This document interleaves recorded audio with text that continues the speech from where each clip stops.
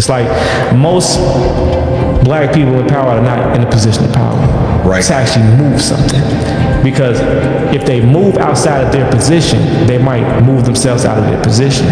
Because their position is only circumstantially secures by them using their influence, money, and power to do particular things that complement another person's agenda that's outside another agenda that's bigger than them, but they have zero control. If you hold a gun and I hold a gun, we can talk about the law. If you hold a knife and I hold a knife, we can talk about rules. If you come empty-handed and I come empty-handed, we can talk about reason. But if you have a gun and I only have a knife, then the truth lies in your hands. If you have a gun and I have nothing, what you hold isn't just a weapon, it's my life. The concepts of law, rules, and morality only hold meaning when they are based on equality. The harsh truth of this world is that when money speaks, truth goes silent. And when power speaks, even money takes 3 steps back. Those who create the rules are often the first to break them. Rules are chains for the weak, tools for the strong. In this world, anything good must be fought for. The masters of the game are fiercely competing for resources, while only the weak sit idly, waiting to be given a share. We came from kings and queens. That's right. How come we ain't got any kings and queens right now? The history people. They did their thing, then they died, or they got run out of town, or killed. Where's the now people to do things now? We're always talking about what's been, never what is. What the people gonna do? I can't see him. Mr. Julie, count 1, felony murder. I sentence you to life without the possibility of parole. Count 2, violation of Street Gang Terrorism and Prevention Act. I sentence you to 20 years consecutive to count 1. Count 3, violation of Street Gang Terrorism and Prevention Act. I sentence you to 20 years consecutive to count 2. Count 10, hijacking a motor vehicle. I sentence you to 20 years consecutive to count 3. Count 11, violation of Street Gang Terrorism and Prevention Act. I sentence you to 20 years consecutive to count 10. Count 12, violation of Street Gang Terrorism and Prevention Act. I sentence you to 20 years consecutive to count 11. Count 13, possession of a firearm during the commission of a felony. I sentence you to 5 years consecutive to count 12. Count 14, violation of Street Gang Terrorism Prevention Act. I sentence you to 20 years consecutive to count 13. Count 15, violation of Street Gang Terrorism and Prevention Act. I sentence you to 20 years consecutive to count 14. I was 16 when I went to the penitentiary, right? I came home 37 last year, right? I did 21 years for putting in pain. Like real life putting in pain, though, not no cute shit. I'm going in, right? Because I ain't care. But I ain't realized I ain't even lived long enough to have nothing to care about. You know what I'm saying? That's why I ain't care, because I ain't had nothing to care about. Right? The people laid me down, bro. They gave me 174 years. I ain't even know I was coming home last year. If it weren't for the system changing, I wouldn't be here right now. I'd still be rotting. Who losing and who winning? I keep talking about check the score. Check the score. We now. If you don't realize it yet, y'all literally the future, yo. All these adults in here, in the next 30 years, whatever such as up, we'll be gone and y'all will be having to build this thing. Right? Y'all gotta be accountable, bro. Y'all will own the record labels. Y'all will be the head of the basketball teams. Y'all will be the presidents. Y'all will be, that's it. You let this be it for you and you're a goddamn clown. Listen to me. Everybody in here a slam winner, bro. Real talk, I don't care what they told you. I don't care who your big homie is. None of that. Pay attention to what I'm telling you, bro. Every single one of y'all a winner. If they doubt you, tell them come see me. Y'all putting yourselves in a position to lose before you even get a chance to win, man. tighten up, yo. You gotta make better decisions here. I'm telling you. And don't look at your homeboy to see how he looking at me right now. You a clown if you do that. Stand on your own 10. If he wanna die early, that's on him. Let me give y'all a jewel I learned early in the game, yo. Pay attention to your circle, is gonna tell you who you are. That shit clowned out at this point, bro. Nobody trying to die when they 16, 14, 13, 18. You ain't even lived yet. Talking about what you like and don't like. You don't know what you like yet, bro. You gotta give yourself a chance here. I ain't give myself a chance. I'm standing here 38 years old trying to learn how to get on Facebook. When people take shit from you, you can't get back, bro. Real rap, I'm telling you some real shit. I'm sitting in a cell with niggas for 21 years, bro. Niggas that don't know how to read. Your mama grow old in front of you. Your little brother bigger than you now. My mama old as shit. I go in the penitentiary. My mama 36. I come home, she 58. That shit crushed me, man. Trust me, bro. You don't know these people, bro. People will shock you. Even motherfucker that you with last night, that do shit tomorrow, you be like, damn. I ain't got that in you. I ain't even like, god damn. We've got some difficult days ahead. But it really doesn't matter with me now, because I've been to the mountaintop. I don't mind. Like anybody, I would like to live a long life. Longevity has its place. But I'm not concerned about that now. I just want to do God's will. And He's allowed me to go up the mountain. And I've looked over, and I've seen the promised land. I may not get there with you, but I want you to know tonight that we as a people will get to the promised land.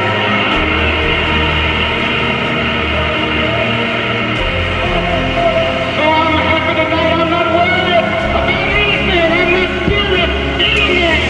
Mine eyes have seen the glory of the coming of the Lord. There are many whites who act friendly toward Negroes. A fox acts friendly toward the lamb. And usually the fox is the one who ends up with the lamb chopped on his plate. The wolf doesn't act friendly. And therefore the wolf has more difficulty in getting the lamb chopped in his plate. I'd like to point out, though, And I say that because it is usually if you study the structure of the Negro community, economically, politically, civically, psychologically, and otherwise, it's controlled by the white liberal, who usually poses as the friend of the Negro, who actually differs from the white conservative in the same way that the fox differs from the wolf. Their appetite is the same. Their motives are the same. It's only their mannerisms and methods that differ. What's wrong with your country? Well, we don't even start by saying the King of Belgium created a slave colony for 30 years. The government of Belgium ran the slave colony for another 40 years. The CIA assassinated your first popular leader, Mr. Lumumba, and then installed another dictatorship for the next 30 years. And then Glencore and others now suck out your cobalt without giving you tax income. We don't reflect on that. We say, what's wrong with you? Why don't you govern properly? Let me show you how this white racist system treats black folks. The black folks that they got to kill Malcolm was standing on a stage like I am. They threw a smoke bomb in the back. When everybody got to watch the commotion, the brothers ran up with double-barrel shotguns and shot him. But under the Freedom of Information Act, we were able to get the autopsy of Malcolm, and all the bullets in Malcolm is going down. Now I can't stand on this stage and y'all down there pointing up, which means the government has such a low view of those black folks that would do it. They didn't even give them real bullets, they gave them blanks. Malcolm was shot from the ceiling top. And also under the Freedom of Information, the CIA have been forced to admit that they rented the Osborne Ballroom a week before. And that's when they went in there and tore them walls out, put them guns in the wall, and shot him from a downward projection. That's what this game is. But Malcolm lived a good life. The movie did not portray that. The movie was an insult. I mean, here my man get killed, ain't got no insurance, no money. Betty pregnant, twins, got 4 kids, and then have 2 more, and then go ahead and raise. And habits of Dr. Saviors are just kind of like when you cleanse when you need to. Well, no, I just studied him. Right. So I got hip to what he was famous for doing, and I just listened to him talk and read his books and his papers, and I became a believer. Yes. You know what I mean? Just based on what he was saying, my own intelligence kicked in. This is true. There are people that I can't learn from. So I don't listen to interviews of artists that don't have no value in what they say. I don't listen to music from people that I can't get no game from. Are you the smartest one in your team? Definitely not. I might be the dumbest one. The name of the brand obviously is a marathon. It just stands for endurance. It stands for staying down. It stands for like not quitting, accepting the ups and downs of whatever game you commit yourself to and riding it out, because that's the reality of success or greatness, that it comes with a roller coaster ride. I think that anybody could apply the marathon concept to what they do, if it's sports, if it's fashion, if it's music, if it's hustling, whatever. You're on a marathon, you know, so You're gonna lay in the bed you make. You're not gonna get away with nothing in terms of the energy. You know what I mean? You might beat the camera or the police. They might not catch you for what you're doing, but the energy is always gonna return to you. So when you just living in this cycle of being negative all day and just putting out negativity, and that's the only energy you put out, it's gonna return to you in a different form than you put it out in. So I would just say, master your energy. Do your best to master your energy and what you put out. Unless that's what you want. Because you're entitled to whatever you want to create, whatever experience you want to create for yourself. But if you're tired of that shit, adjust the energy. You know what I mean? As best you can, adjust what you wake up thinking and what you say. And then lastly, what you do. And that's not an easy thing to do, because it's such a pressure in these areas to just go by the way things are. But, it's a lot of examples that you could look up to as young kids in the streets. You could look up to it. if you got doubt in what you're doing, it's not gonna work. You know what I'm saying? And the way to do that is you have a plan. Because if you got a plan, it's not like just a pipe dream. You have a step-by-step list of things to do to get to your goal. If you don't have that, it's very hard to really have faith in what you're doing. Because as soon as something pop up, it's gonna look like the end all. But if you got a game plan and everything you need to do, one thing pop up, well, I still gotta do this, and that, so this ain't gonna stop me. You know what I'm saying? Another thing pop up, well, shit, I accomplished this 2 things since my last obstacle. I only got 3 more things to do. Let me keep pushing, fuck it. Pretty soon you attain your goal, and then you create another one. But without a game plan, without a strong sense of faith in what you're doing, it's gonna be real hard to accomplish anything. And I know, it's a lot of obstacles out here: family, baby mamas, the legal system, trouble with the law, your homeboys being involved in the crab in the bucket syndrome, where, you making moves and starting to make your way out. People start trying to attach themselves to you and really become weight, extra weight. And sometimes it's like kamikaze, they blow themselves up trying to stop you. So, you gotta have faith in what you're doing and not take no for an answer. You'll get it. It'll be a long run, but you'll get it, for sure.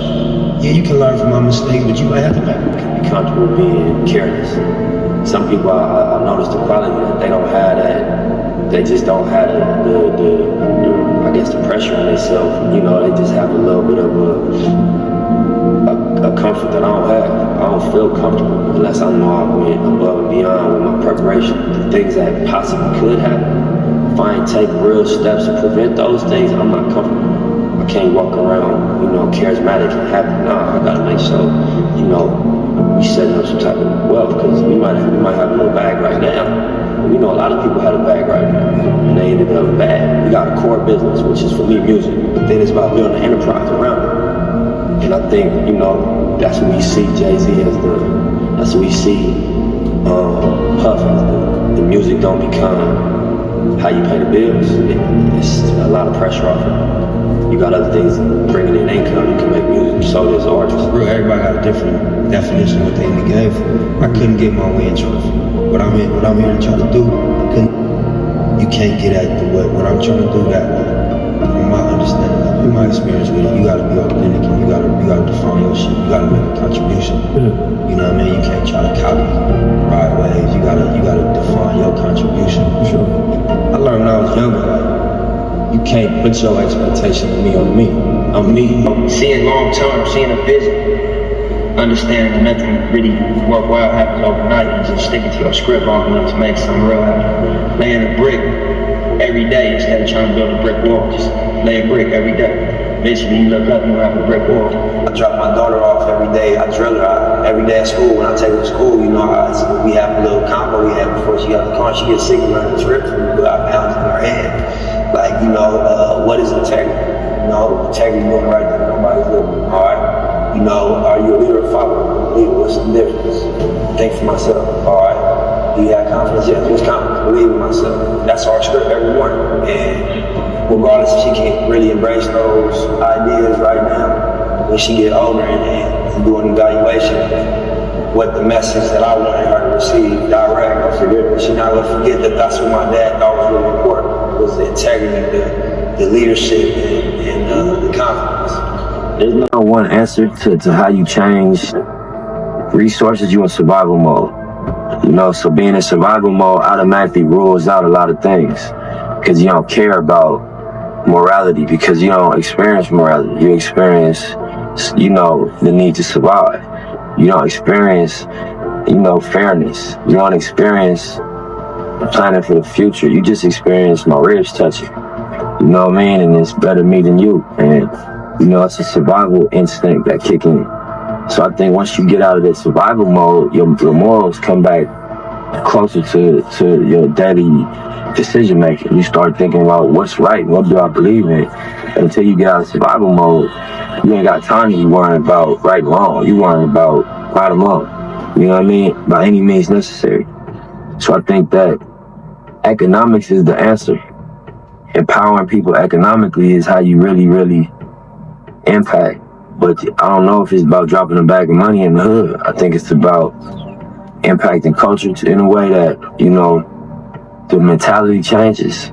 I think, like, you get people out of survival mode, they start thinking different. I did, you know, when I figured out, you know, how to get myself out of the situation. My approach to life and people was different. I wasn't so angry. I didn't have my guard up. I wasn't so aggressive. I wasn't so, you know, expecting, if you ain't helping me, fuck you. That wasn't the mentality no more. And I can't blame nobody. You know what I mean? That's thinking about how they gonna pay their rent. Kind of empathize with the scenario and understand. You put a person in survival mode, they won't survive by any means. You know, I was up if you are going toward what the vision look like, and that's like greatness. That's, you know, on multiple levels. Mm-hmm. That's the vision that I'm working toward. So I'm like, I just think about that. Like, this shit ain't supposed to feel, you know, comfortable. It's supposed to be uncomfortable. It's supposed to stretch you. It's supposed to be a burden to a degree. And you gotta, you know, wrap your mind around that and accept it and embrace it. And you catch the wisdom off of that. You know? Words is powerful, you know? And I think that the ability to articulate, you know, you can really impact people. I think as human beings, everybody has a natural gift and a natural passion, but then you go outside and you get influenced and you feel pressure from what's going on outside. And so, you know, I read one time, like, would you rather be at war with yourself and at peace with the world, or at peace with yourself and at war with the world? Corporate America is made and built for white men. So when you're going into corporate America, usually your entryway is to help them with their diversity problem. And so that's what I did with Ciroc. But I told them I don't work for nobody. Everything in my portfolio I own. So you guys have to know my ultimate dream is a tequila. So it's like you make a deal. You make a deal like, I'm gonna advance this for you so that we can be good partners and you can give me what I want, which is for me to own my brand and to be able to build generational wealth for my kids and my people And I just need the same 24 hours as y'all giving everybody else in your portfolio. And I couldn't get that. And so when I saw that, I was like, nah, I'm gonna fight because it's bigger than me. It's about not just me, it's about we, it's about all of us. So I chose my purpose over profit. And that's the whole DeLeon situation. Yeah. If this man is elected, we're not standing by no more getting killed. We're not scared of anybody standing up and standing by. We're on the verge of a race war. But it would also be irresponsible of me to just let this moment go by. The world is watching, and not do everything I can to make sure that going forth that we're a part of the narrative, that we own our politics. And so I'm launching one of the boldest movements that I've ever launched. And it's called Our Black Party. Okay. It's time for us to have our own black political party, unapologetically. Because right now, if you look at the debates, we're not even a part of the conversation. Not at all. We're not a part of the conversation. We don't have any political power. We don't have any political leverage. And so we started Our Black Party with some young, fearless black activists, elected officials, and I've stepped up and put the money behind it. This is the biggest threat and the only option that we have right now as far as making a change, taking our own self-responsibility and accountability to be educated and empowered with our vote. So what's the goal for our Black Party? Younger generation, they have the information, right? Because it's at their fingertips, right? And they are bold, right? Because they believe they have more information than us at that time. And in some ways they do, you know. But information without understanding is nothing, right? Because on the cigarette box it has, this can kill you, and people still smoke. So it's not just information. Gotta be understanding of information and who it's coming from. Is there a part of you that thinks it's time for me to get back in the studio, or you're in no rush to do that, or you're waiting till the time is right for you? Yeah, I think, because we can't use the word retirement for you. Yeah. No, I already did that. I can't do that ever again. I would say I want to make music, but it has to be something important. I don't want to just make a bunch of tunes. That's not going to serve me. It won't feed me, first of all. What does feed you? What feeds you? I have to be saying something important. It has to mean something. You know, it has to mean something to a larger society. I've seen you make that change and growth and in person, just in conversation, information that you started to put out, right? Yeah. Like, you know, it made a shift from money, what you're not giving the life that I'm living, to what we as people need to open our eyes to, what we need to understand, what the opportunities are, where the real wealth lives and lies. Like there's been a significant just change in person. Even that, if you look back to Reasonable Down, even the songs that were like more braggadocious and out there and about money were really more so directed at like the system in America.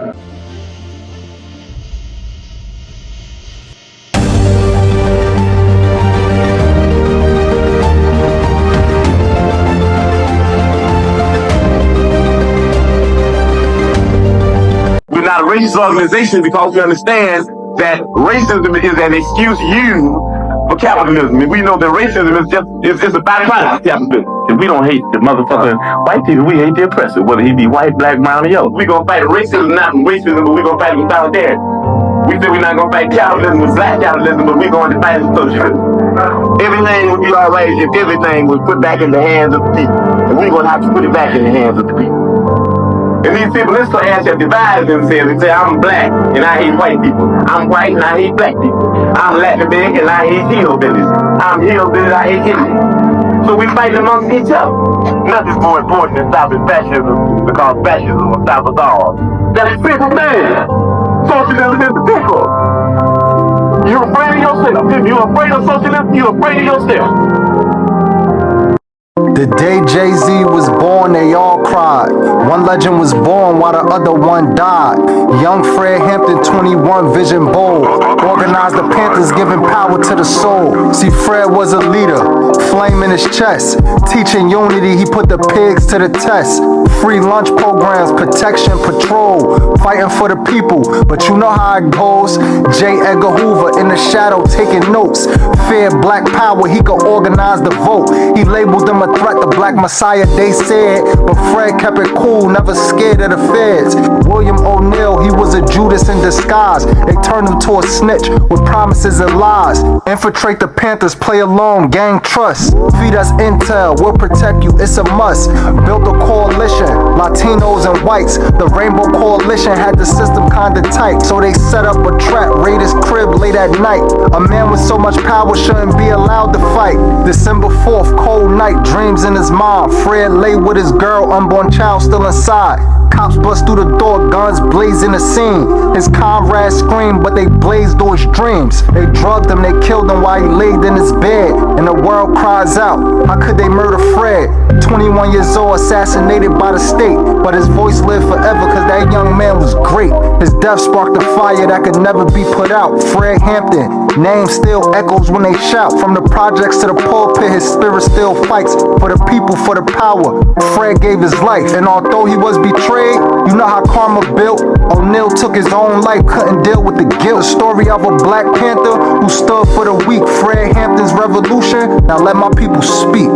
You can ask that question in many places. The tendency of the intellectual community to go along like a herd in support of state power, private power, is just overwhelming.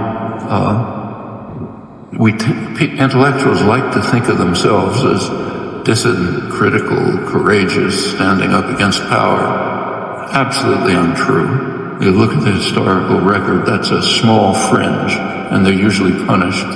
The mainstream tends to be what was once called a herd of independent minds, marching in support of state power. Nothing new here. Unfortunate, you have to fight against it, not new.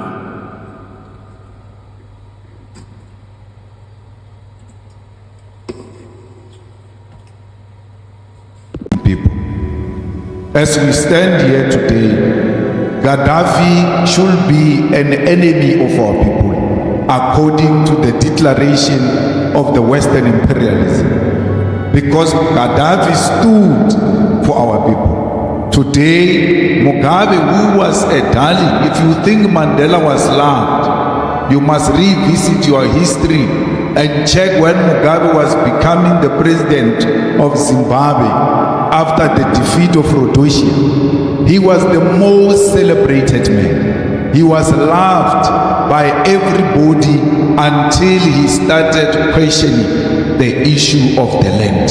That the land must be transferred from the colonizer to the people of Zimbabwe. But when he was not advocating for that, especially after the Lancaster Resolution, they thought he's one such a gentleman who will allow them to do as they wish, until he realized that he was going to pass on without transferring the means of production into the hands of our people. Today, every African leader who served for a very long time in Africa, who are told is a fascist, is undemocratic, this person is a dictator. But such words were never said about Queen Elizabeth, who ruled for more than 50 years. And it's not just monarchy, like a Zulu monarchy or Abatebu monarchy. It's a monarchy that has got powers on the political systems of Britain. There is no any prime minister in Britain who can proceed with anything else political without the go-ahead of the Queen, now the King. No one of those prime ministers can declare a war. Only the Queen or the King can declare a war. but that person has never been democratically elected. That person has got no term of office. They serve until the grave, and they are not called fascists and dictators. They do so with our leaders because they want to impose on us the imperialist bourgeois democracy. That democracy is when you go for 5 years and you are done. But as young people who are engaged in this space, you have a duty to ask yourself, how did we govern ourselves in the earlier primitive society? There's a reason why they say you have a right to remain silent, because that's your best defense. Your best defense is don't say nothing. ID nothing. Even if you're innocent, your best defense is to say nothing. Because cops can make innocent people look guilty. And it's crazy because part of that is like anything that you said can and will be used against you. Not for you, but against you. And every attorney that I've had have always said, don't talk. Don't even tell your side of the story.